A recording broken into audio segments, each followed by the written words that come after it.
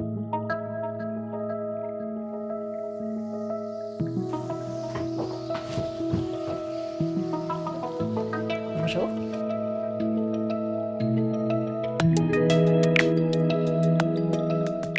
Sur la partie tout ce qui est greffe de moelle osseuse, on a eu une année exceptionnelle en matière de recrutement de donneurs, donc on est très contents. On va avoir plus de 30 000 donneurs inscrits cette année pour un objectif de 20 000, ce qui est quand même très satisfaisant, surtout qu'on rajeunit nos donneurs. Et tout ça grâce à plusieurs actions. Une campagne digitale qui est avec des influenceurs, qui a très bien marché. Et puis aussi beaucoup d'actions de terrain avec l'établissement français du sang, les associations qui permettent d'avoir ce travail collectif. Concernant les greffes organes-tissus, on va réussir à réatteindre le chiffre de 6 000 greffes dans l'année, ce qui est quand même à chaque fois une course contre la montre et une chaîne de solidarité entre toutes les équipes. Cette année, on développe le don croisé. On va avoir fait un quadruplé, donc 4 paires, on espère qu'on en fera de plus en plus parce que c'est une réponse très intéressante pour les patients. Sur la partie aide à la procréation médicale, donc on a eu une dernière étape de l'application de la loi bioéthique qui est entrée en vigueur le 31 mars 2025. C'est-à-dire que maintenant,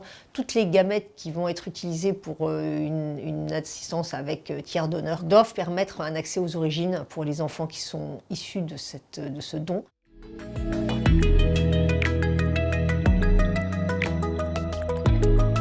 On fait des appels d'offres recherche depuis des années. On a un budget conséquent d'1 million d'euros pour financer, soutenir la recherche dans les champs d'activité de l'agence. Pour l'instant, c'était des projets très biomédicaux, très techniques sur la partie greffe d'organes, tissus, cellules ou AMP ou génétique. Il y avait toujours un volet sur les sciences humaines et sociales, mais qui était un peu le parent pauvre de ces appels d'offres. Et donc, on a décidé d'en faire un appel d'offres dédié, un peu sanctuarisé, on a travaillé avec des chercheurs aussi pour le formuler, pour qu'il intéresse des chercheurs en sciences sociales. Et on l'a doté d'un fonds exceptionnel qu'on avait reçu grâce à un legs de 150 000 €. Et à notre grande stupéfaction, on a eu un succès phénoménal. Voilà, donc ça, c'est une très bonne nouvelle pour les sciences humaines et sociales et pour nous, parce que ça correspond exactement à beaucoup de nos préoccupations sur la relation à la mort, sur l'impact psychologique du fait de donner un organe, de son vivant, comment on gère aussi l'annonce d'une maladie génétique grave. Donc on a eu 66 candidatures, on avait prévu d'en financer que 5. Donc évidemment, le choix a été difficile grâce à un comité de sélection pluridisciplinaire présidé par une philosophe qui s'appelle Claire Etchegaray, qui fait partie du comité d'orientation de l'agence. On a réussi à départager 7 projets finalement.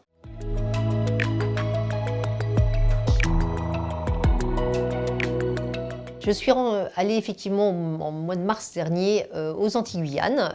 J'étais allée à La Réunion l'année d'avant, parce que c'est très important pour moi d'aller sur ces territoires, qui sont des territoires où il y a malheureusement une incidence et une prévalence beaucoup plus forte de la maladie rénale chronique que sur le reste de l'Hexagone. On peut greffer à La Réunion des reins et en Guadeloupe. Donc c'est très important d'aller soutenir ces équipes. Travailler à la coopération interrégionale, notamment aux Antilles, parce qu'il faut que les patients martiniquais acceptent d'aller se faire greffer en Guadeloupe et non pas dans l'Hexagone, où il y a plus de délais d'attente et en plus d'ischémie froide. Donc en termes de qualité de la greffe, c'est beaucoup mieux qu'ils aillent en Guadeloupe, où il y a une équipe vraiment de bonne qualité. Donc il y a tout un travail de conviction pour ces patients-là et de sensibilisation des directions de CHU, les 3 CHU des Antilles-Guyane et des 3 DGARS sur cette problématique pour qu'ils travaillent plus ensemble, parce qu'il faut que ce soit porté par toutes les directions pour emmener les professionnels dans cette voie-là. Et ça a bien marché parce que nous avons réussi à organiser en décembre dernier le premier comité de pilotage interrégional Antilles-Guyane avec la présence des 3 DGARS. Donc on voit bien que le message est passé et que des actions pour améliorer cette coopération entre les régions des départements français d'Amérique commencent déjà à devenir concrètes au plus grand bénéfice des patients. Je retournerai à la Réunion l'année prochaine parce qu'on va pouvoir ouvrir la greffe hépatique après avoir ouvert la greffe cardiaque en plus de la greffe rénale. Donc ça aussi, c'est porteur d'espoir pour les patients.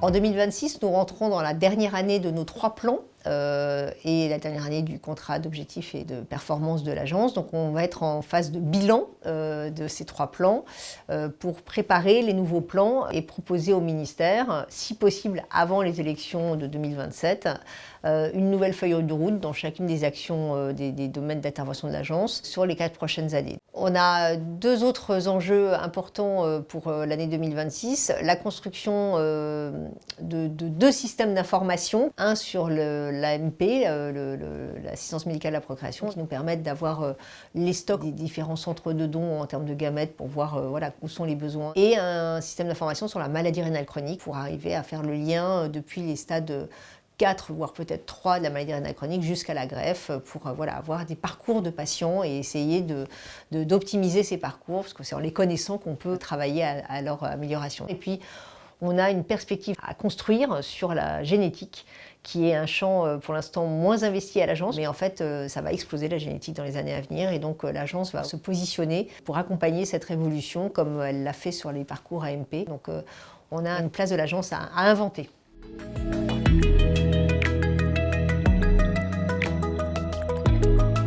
Je voulais porter un message positif pour l'agence, une reconnaissance de l'agence par ses tutelles, parce qu'on nous a confié un budget non seulement stable, mais même en augmentation, avec des nouvelles missions.